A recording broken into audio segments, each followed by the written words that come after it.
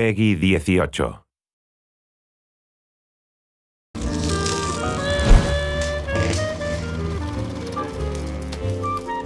In Fallout, and then in Fallout New Vegas in particular, we really wanted to have sort of a lot of groups that people could interact with. Factions are really important to us. We didn't want to make it something where it was black and white, where you have this small group of good people against a small group of bad people. It's this very complex mixture of these different people and these different factions. The player has a lot of control over what he gets to do in the New Vegas area. He gets to influence what happens to an entire region, and in order to have that kind of influence, he needs to side with one of the factions and sort of decide where he tips the balance.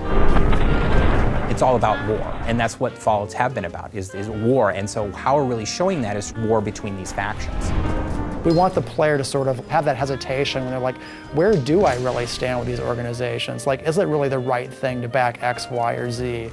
And even if I go off on my own, what does that mean for everyone who's living in the world of New Vegas?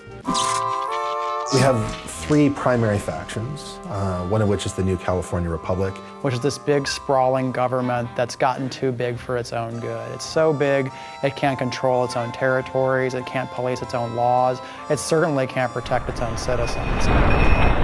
On the other hand, approaching from the east, looking to lock horns with the New California Republic, is this huge army of slavers called Caesar's Legion. Which is this terrifying war band of slaves that has come from out of the Grand Canyon area that is just conquering everything in its path. NCR and Caesar's Legion are sort of stalemated at the Colorado River and at Hoover Dam. Hoover Dam is one of our signature locations in the game, and to be honest, it's what everyone is fighting over. It's still able to provide power for part of the region, which is its big draw. Of course, Mr. House is playing into it as well, because Mr. House doesn't want NCR to win, ultimately, because he doesn't want them to take control of the Strip. But that's not going to happen, because you're going to work for me. The general idea is that we have the three major factions, Mr. House, NCR, and Caesar's Legion, but then there are all these sub-factions like the Great Khans, the Powder Gangs, the Kings, the Boomers, the Followers of the Apocalypse, and the player can go to those groups and try to shift alliances. We want the player to experience those factions. We want them to know what politics are at stake